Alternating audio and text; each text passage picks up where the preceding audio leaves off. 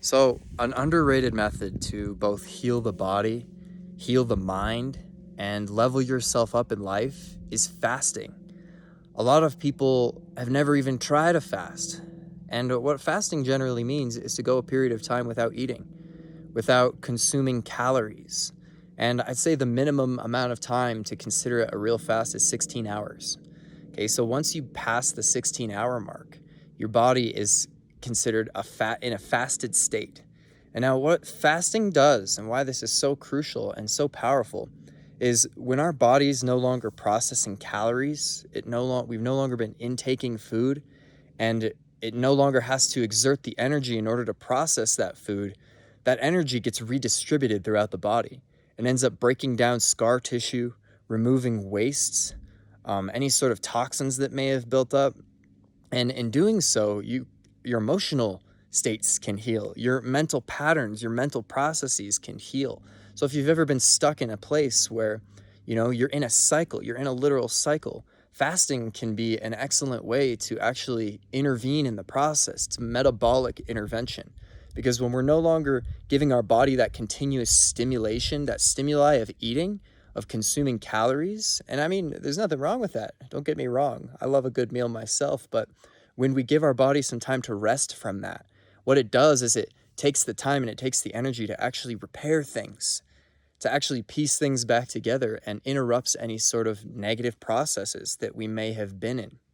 So one of the interesting things about fasting, past a 16-hour point, because the further you go into it, like whether it be days, like several days, the more your body gets into like deeper stages of regeneration, deeper stages of like actually experiencing that reset. It'll clear out everything. It'll start detoxing your organs. And when you do that, essentially, because think about it like the chakras, say for instance, you have these lower chakras that are on a certain frequency, they're on a certain wavelength, they're doing a certain function. And when that has been given this constant stimulation of food for however long, then it might get into a certain rhythm. And if these lower ones are in a certain rhythm, then these higher ones are going to be sort of matched to that rhythm. So, it can cause the higher chakras, say like your mental center, your heart center, to actually get stuck in a frequency that it's not meant to be in. So when we stop consuming dense material, which is the food that we're eating, it actually allows the vibration of our entire body to rise up. When the frequency of our whole being rises up like that, any sort of emotional bondage, any sort of like energies that have been stuck, that have been nagging on us, whether it be in our mind, our emotional centers, those get released because our frequency gradually rises. So if you haven't tried a fast before, I really would recommend you do it. It's healthy and would be really beneficial to try doing a fast a couple times per year, depending on the length of the fast that you do. Some people you can fast for a day, some people you can fast for 3 days, some people fast for a week. But it's important to know what you're doing, know how to approach the process, and start with something simple. Like I said, if you consider this, if you were to stop eating, say 8 p.m. on, let's say, a Tuesday night, okay? So you stop eating at 8 p.m. on a Tuesday night, and on Wednesday, you just don't eat anything the whole day. You just drink water, just water instead. Then that means by the next time you wake up, it's, let's say, 8 a.m. on Thursday, that's actually 36 hours because you slept that night, and then you had the day of not eating, and then you had the day of not eating. And like I said, the longer you fast, the better it is for you. Within reason, of course, within reason, unless you're really good at it, unless you're really skilled and you know what you're doing. But the more time you give your body to actually correct these processes, the more benefit you're actually going to receive from it. And then on the day when you come out of your fast, you start with eating something light. You might feel really hungry the first time you've ever done it. It might be really hard to actually break that cycle, but that's something to pay attention to, because it might be your mind, and you recognize almost like the addiction that we can have to food in our lives. And I wouldn't recommend fasting for any sort of like diet, weight loss, any sort of things like that. This is more for maintaining your health, maintaining your well-being, and actually giving your body time to process and to heal and to essentially strengthen itself. All right. So this is not like you're going to starve yourself to process calories, to like deal with things like that. What really ends up happening is past the 16-hour mark, when you fast, your body goes into a state called ketosis, where all of the nutrients that get stored in our liver, because when we eat and when we're eating constantly, especially in first world countries where we've never experienced any sort of starvation or anything like that, when we've been eating constantly, our liver stores nutrients. And for the most part, people who haven't done any sort of fasting or any sort of like really intense training, I should say, otherwise, their liver ends up storing nutrients. And what happens in ketosis after 16 hours is, instead of, consuming the muscles and the fats on the body, what actually ends up happening is the body starts using that reserve fuel that's in our liver. And this is a survival mechanism of our body. It's beginning to process all of those nutrients, because that's what the body was meant to do. The liver is like your reserve tank of fuel, of energy, of what the body can use to keep going if it doesn't have that next stage of food.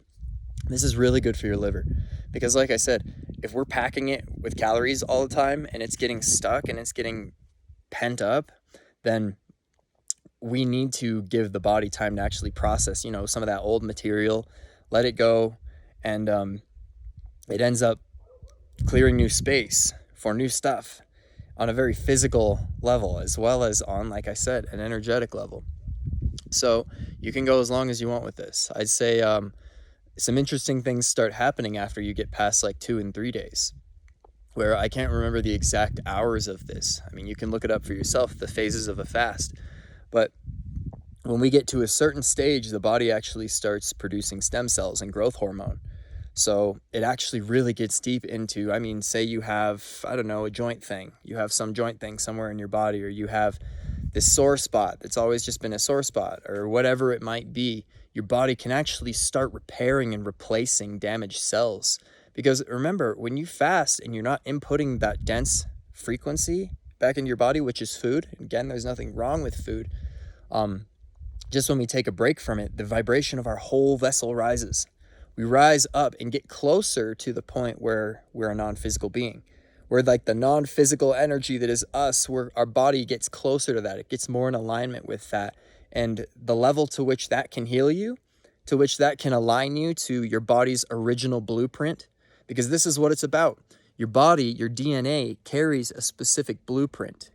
It carries a specific code that says, like, this is how this being ought to be. And people that get unhealthy, people that get sick, people that get diseases, it's because they're doing something that's getting them out of alignment with that code. But if we remove the stimulation, then the body ends up just naturally realigning to that code, because it no longer has these dense frequencies within us that are actually going to keep us in some state of sickness, in some state of dependency, in some state of fatigue, whatever it might be.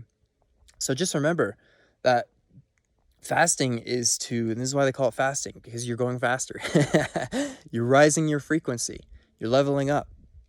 So, like I said, I would recommend a few times a year doing at least 24 hours. And like I said, it's easy to do 36 if you just stop the night before. But there's also ways to do it where, say, like, you eat your breakfast on a Tuesday, and all right, now past, or maybe lunch, or whatever it is, now past 1 p.m., you're going to just go the next 24 hours, and then at 1 p.m. the next day, you're going to eat again. You're going to break the fast. And when you break the fast, do it with something, something simple, like some fruits or some vegetables, and just ease your way back into it. Because you can also do this thing where your mind's telling you, I'm so hungry, I'm so hungry. That's a survival mechanism. But you can also do this thing where your mind kind of tricks you into thinking, I need to eat so much. Like, I need to just down all this food, and then you're going to feel kind of sick afterward. You'll be okay, but know that your mind is going to be telling you, until you've done it, until you've experienced it, your mind is going to be telling you, like, oh my gosh, what are we doing? We're not eating. And it's going to freak out a little bit. But to overcome that survival mechanism is a level up. It's a level up, because now you're not going to be so addicted to food. All right. So one more point I want to make is, there's multiple ways to do this. And like I said, it's so important to keep yourself healthy and to keep yourself, just fluid and thinking clearly, to have that clear headspace, and, to heal any sort of lingering whatever, you might have going on in your body, because fasting, some amazing things can happen when you fast and when you just go with the process and you drink water, you use certain herbs. So there's two ways that you could do it. One of them is, like I said, you go for several days at a period of time, where let's say you go 72 hours with it, and after those 72 hours you ease back in. But then there's a way to do it where fasting is like a regular routine for you, and this is called intermittent fasting. So if you were to go each day and go a period of 16 hours each day without eating, then you're going to be in a state of ketosis on a daily basis. So let's say, for instance, I hope I'm getting the math right on this. You stop eating at 8 p.m. on a Monday night, and when you wake up the next day, you don't have your break fast, your breakfast, until say 2 p.m. Okay? So that means if you do that on a daily basis, where you're only eating for this period of time and you give your body 16 hours, like between each period of time, you're going to be in a state of ketosis on a daily basis. And if you do that, this is also another way to fast. I would definitely recommend trying doing it for a day or a few days, just so you have the experience and just so you know the difference in the effect of it, because I think it's powerful to go around the clock and actually clear out each individual thing. Because if any of you have seen the Chinese medicine wheel, that definitely, it shows how different phases of the day, different organs are active. I think when you give your body the whole day, it goes through like the whole wheel and it clears out the process. But intermittent fasting is powerful too, because that means, all right, after these 16 hours, you can eat as much as you want. You can eat whatever you want, but that means on a daily basis, you're giving your body a chance to clear out, to clean up. So just choices, just different options. And with that, I really hope you try this. And for those of you who have done this before, let me know what your experience have been. Let me know if you've had any amazing results from doing fasts periodically, and what that all looks like. So, all right, well, thank you all for watching. I hope you learned something from this video, and enjoy your day.